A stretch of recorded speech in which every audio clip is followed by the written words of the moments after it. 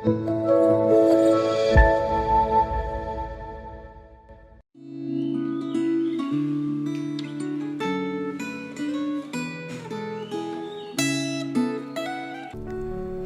jemaat yang terkasih dalam kasih Tuhan.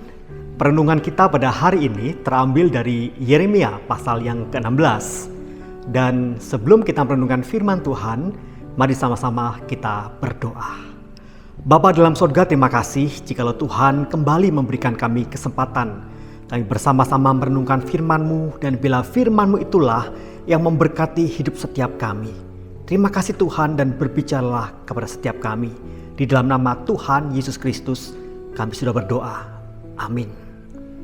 Yeremia pasal 16, saya hanya akan membacakan ayat yang ke-14 hingga 15. Tetapi saya menyarankan agar Bapak Ibu Saudara tetap dapat membaca keseluruhan dari Yeremia pasal yang ke-16 ini. Demikian firman Tuhan. Sebab itu demikianlah firman Tuhan, sesungguhnya waktunya akan datang bahwa tidak dikatakan orang lagi, demi Tuhan yang hidup, yang menuntun orang Israel keluar dari tanah Mesir, melainkan demi Tuhan yang hidup, yang menuntun orang Israel keluar dari tanah utara dan dari segala negeri kemana ia telah mencerai-beraikan mereka. Sebab aku akan membawa mereka pulang ke tanah yang telah kuberikan kepada nenek moyang mereka. Saudara yang terkasih dalam kasih Kristus, PPKM yang diadakan oleh pemerintah dengan tujuan untuk meredam peningkatan kasus COVID-19 di Indonesia yang dimulai sekitar tanggal 3 Juli 2021 yang lalu, besar sekalian. Diperpanjang terus, besar sekalian, berkali-kali diperpanjang, dan pada akhirnya itu membawa begitu banyak orang protes. Dan salah satunya adalah lewat aksi heboh dari seorang selebgram atau seorang YouTuber juga. Seorang YouTuber perempuan, saudara, yang kemudian dia mengunggah foto dan videonya ketika dia ada di pinggir jalan dan dia memakai pakaian yang kurang pantas. Dan dia kemudian memegang papan dengan bertuliskan, "Saya stres karena PPKM diperpanjang." Saudara, aksinya ini memang menjadi pusat perhatian dan menjadi pusat pemberitaan. Tetapi kita tahu bahwa dia juga harus berurusan dengan kepolisian karena aksinya ini. Saudara, ada banyak cara untuk menyampaikan pesan, terutama supaya pesan itu bisa menarik perhatian banyak orang, saudara. Bisa dilakukan lewat aksi-aksi jalanan misalnya, atau juga mengunggah di dalam medsos dan kemudian disebarluaskan dalam medsos. Dan banyak cara yang lainnya.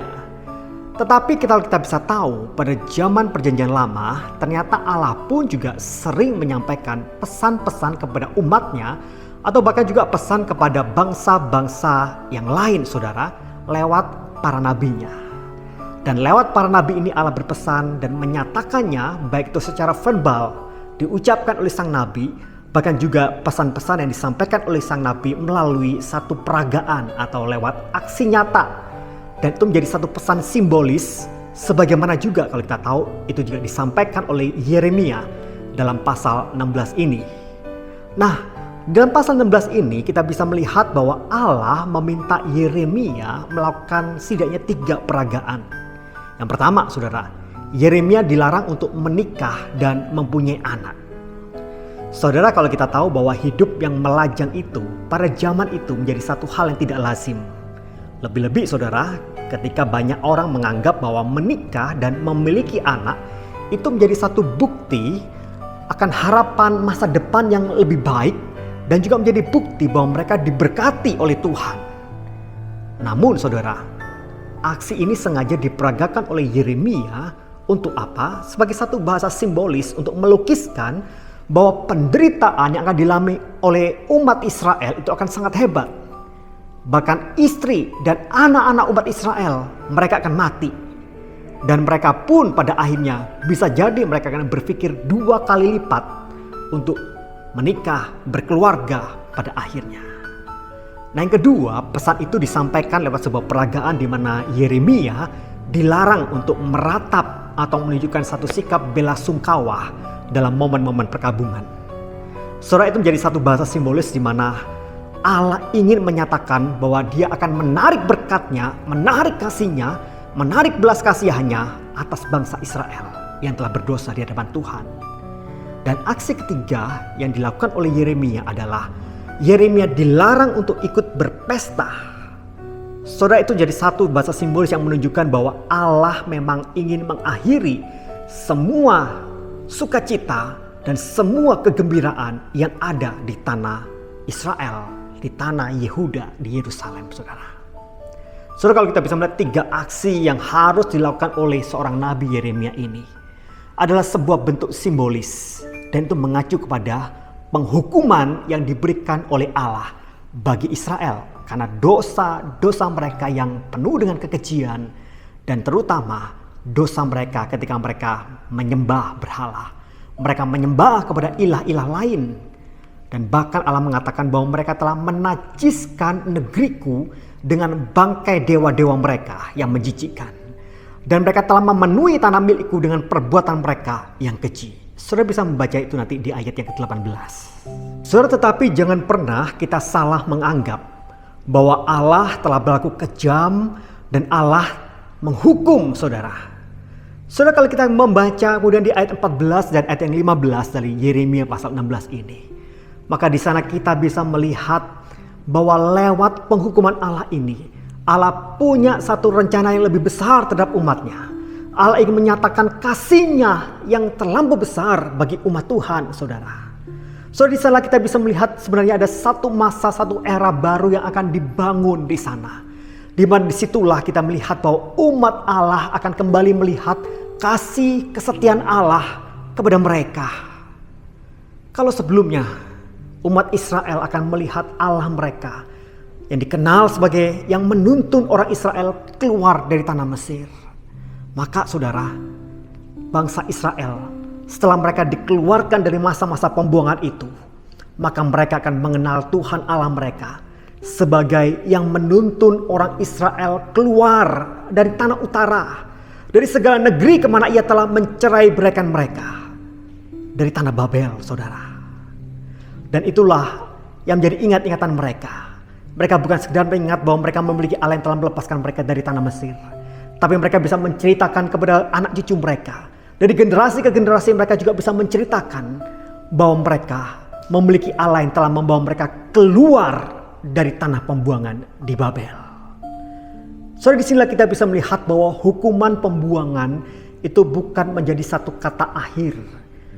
Karena setelah pembuangan, maka mereka dipulangkan kembali dari proses pembuangan itu dan kembali ke Yerusalem.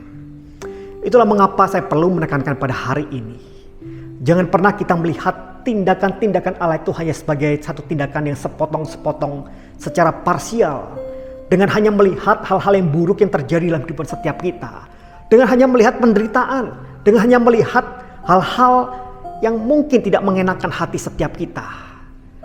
Tapi lihatlah keseluruhan rencana Allah yang Tuhan kerjakan buat hidup setiap kita, saudara. Saudara, kalau kita tahu bahwa penghukuman itu pasti akan diberikan bagi setiap orang yang berdosa. Tapi lebih daripada itu kita bisa melihat bahwa Allah kita juga adalah Allah yang mengasihi umatnya. Allah bukan sekedar menghukum umat yang berdosa, saudara. Tetapi Allah memberikan jalan keluar.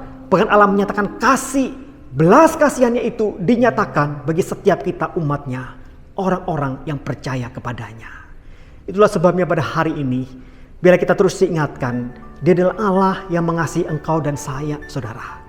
Dan itulah mengapa kita perlu menanggapi akan kasih Allah itu dengan tidak berpaling daripadanya. Kita perlu menanggapi akan kasih Allah yang besar itu dengan kita bisa menceritakan perbuatan-perbuatan Tuhan yang luar biasa bagi setiap kita, dengan melihat bahwa Allah memiliki rencana yang terbaik buat hidup setiap kita. Mari kita bersatu hati dan kita masuk dalam doa. Bapa dalam surga, terima kasih karena Engkau Allah yang sungguh mengasihi setiap kami. Terima kasih untuk kasih-Mu yang terlampau besar itu bagi setiap kami, Tuhan.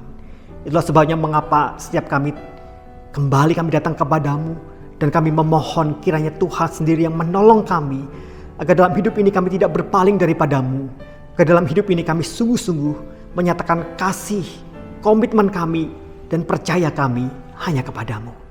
Terima kasih Tuhan untuk perenungan firman pada hari ini. Di dalam nama Tuhan Yesus Kristus kami berdoa dan kami mengucap syukur. Amin. Kiranya Tuhan memberkati setiap kita.